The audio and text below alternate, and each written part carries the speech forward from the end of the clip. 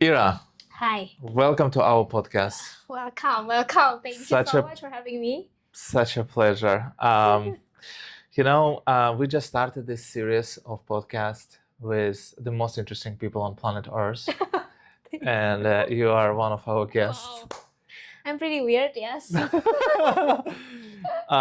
You are a founder. Yes. Uh, People call me that, yes. who does AI agents in the legal space. Yes.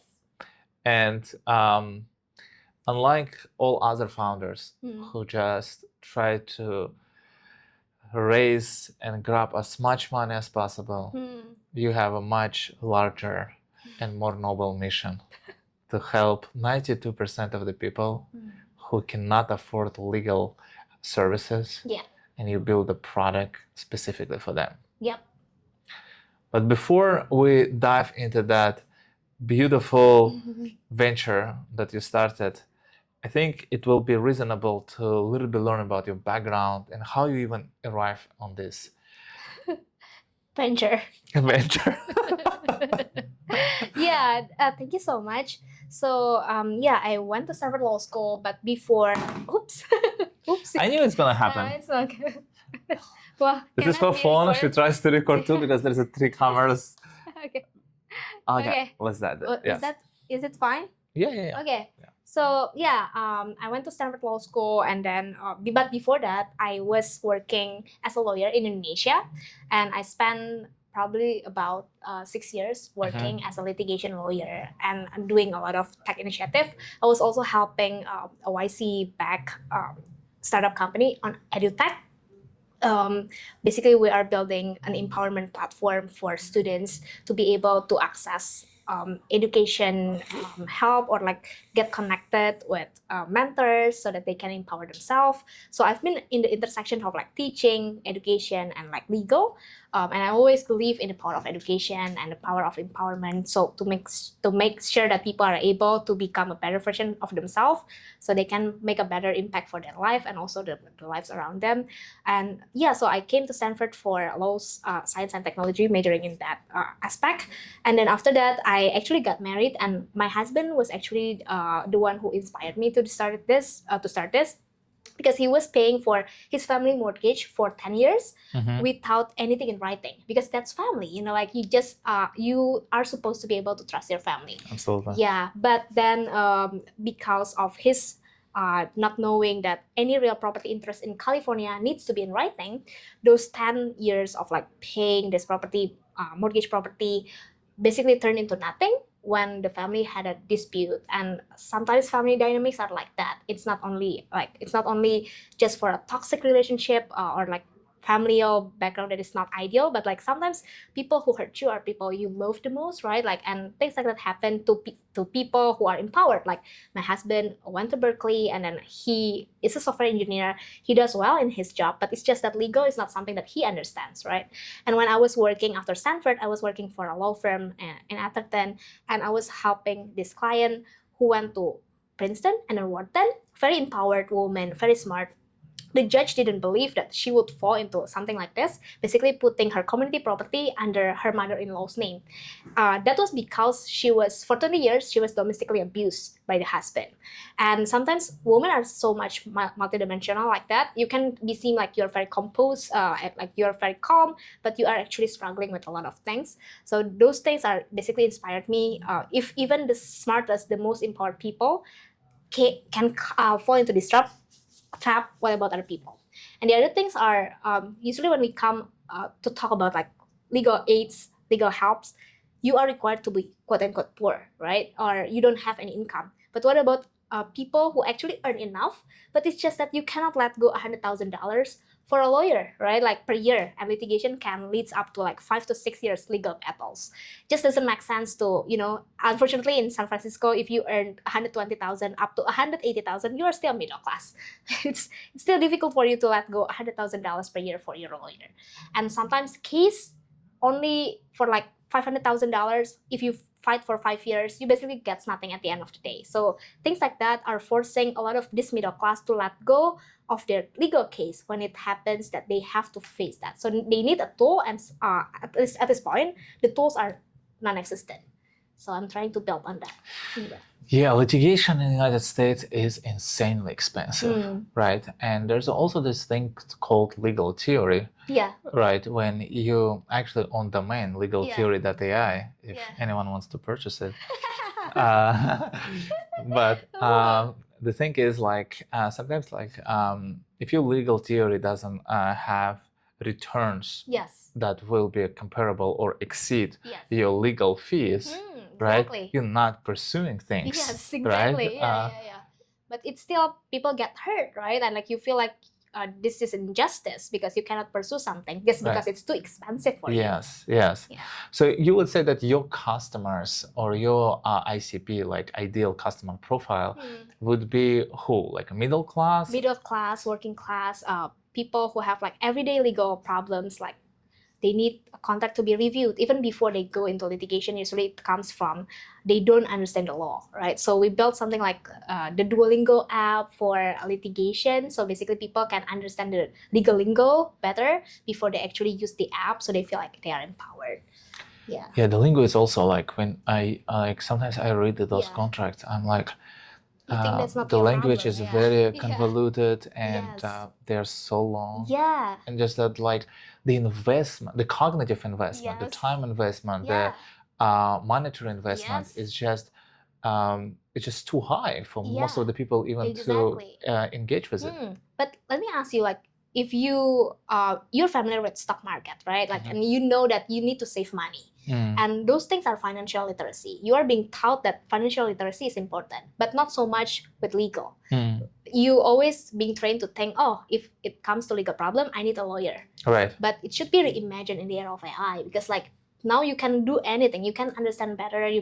It's just a cloud away to ask things, right? So you need to understand first, legal literacy is just as important. You don't need to fall into a legal trouble before you need to understand what's the law about these things, right?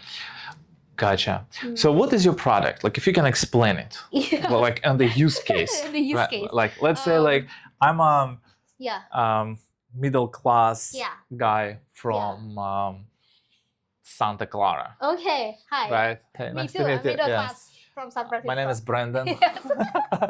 And I'm L4 cybersecurity engineer. Okay. I'm making 175,000 per year. Yeah. And I got laid off, for example. Laid off, yes. And I don't think I've been laid off properly. Yeah. So you need to check your termination package. You can check that to our legal risk spotter. So basically it will helps you surface all of the legal risks before you sign anything. And it's like basically an AI lawyer that can also help you draft any demand letter without any perfect prompting. So basically you can just say, hi, I just got terminated and I don't think this is fair. You don't need to mention what kind of documents you need. It's basically like you are asking your lawyer, right? Like you're asking your lawyer will then point out what do you need, instead of you having to name what do you need. Because right now the competitors are like basically requiring you to understand what do you need before you then being provided a template. But on this platform, basically you are being guided and being handheld to basically see what you need, and then they will help you draft this and also help you fill the form that you need. And if you have to go to a dispute, you can talk to the AI for like 15 minutes and the AI will submit the case directly for you. And your app is and I'm calling it app. It might not be the app, or but like your solution is for the B2C, for the consumers, not for the enterprises. No, but we also built something for the legal aids and resource conscious legal teams. That's what we call, because as we are onboarding these people, we are actually finding out, okay, they are being turned down from legal aids or like small law firms because the small law firms are overwhelmed because they don't have AI and they could not afford AI, like Harvey, which is like $1,200 per seat. So like they need something cheaper but also just as reliable, a better value proposition for them. So we built a team legally that makes solo lawyers feel like they have a team. But before that, the B2C layers that I explained to you is just a middle class and self-represented litigants. We're mainly also helping survivors. So let's say domestic violence domestic violence survivors who could not fight against the abusers, because abusers are protected by the state. They are entitled with a counsel. But as the victim, you are not provided any counsel, and most often than not, the victims are basically retracting their claims back because that's their husband. The abusers are their closest Talking about the ones. defender and plaintiff. Yeah, Okay, exactly. gotcha. So the domestic violence survivors are the plaintiffs in this case, Yes. right? Like, or people who should be testifying against the abusers. But if the abusers are their husbands or boyfriends or intimate partners, they usually could not really say that, could not really say the truth, and they do not have any counsel.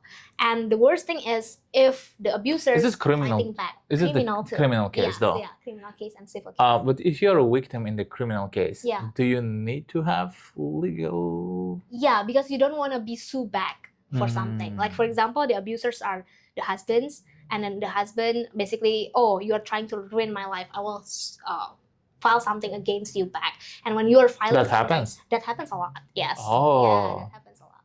That's interesting thing. Yeah. So it's funny because, and it's very sad that these survivors, they can be turned into the perpetrator on this case just because they're fighting against their rights.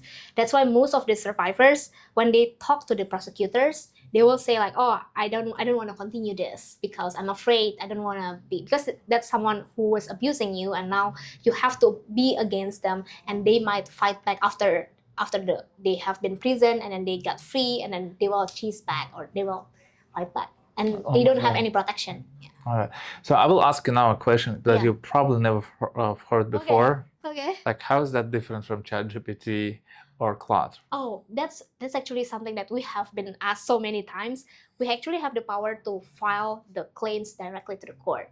So we connect to the court API. So we help the victims file for the protective orders directly to the court API. So it's like an end-to-end process. End-to-end process, yes. So we can help them one-stop shop. Name the abuse, recognize the abuse, and then if they are ready, because like for survivors, if you're just like a middle class trying to fight against something, you are probably ready, right? Like for survivors, you need to kind of stabilize yourself first, and whenever you are ready, you can file the protective orders. And if you need to connect with fellow survivors or mental health experts, we also provide those. So it's not only helping them file, because sometimes they are not sure. They can be warm hand off by the AI to actual experts who are within the network. Yeah. Love it. So that's a beautiful democratization of the legal services. Yeah. Because there's like few things that really seems off, and legal services also, they're really expensive. It's very expensive. And very confusing. And so I really like what you're doing there. Yeah. And when did you launch? We have not actually formally launched, so it's been just like a word of mouth since last month, I think. Yeah, so you're super new. Very, very new, yes. They have already customers, like users? Yeah, so we've been just like in a very close pilot for my Legally. So it's just like I've been working with legal aids, trying to introduce this to legal aids, and legal aids introduce this to the clients that they cannot afford to serve because it's too many. So we've been just working with them. And then for survivors, we've been just working with, so we did contact American Bar Association, and they have a very comprehensive department on that domestic violence. So we try to pilot with them. We are trying to pilot with them right now. And we also just been connected with these legal aids who are helping survivors. And we've been receiving, some people are excited, like, because when it comes to sexual abuse, you cannot just tell everyone that you are experiencing sexual abuse, and it's embarrassing for you. So AI is a perfect layer for that. But some people are like, well, why did you give AI? Why didn't you give humans? But the answer is because humans are overwhelmed, right? But not everyone can accept the fact that we are giving AI to face a human, and that is why we are trying to build a trauma-informed AI. Right. It seems like a good problem to actually scale with the AI, right? To and give that accessibility.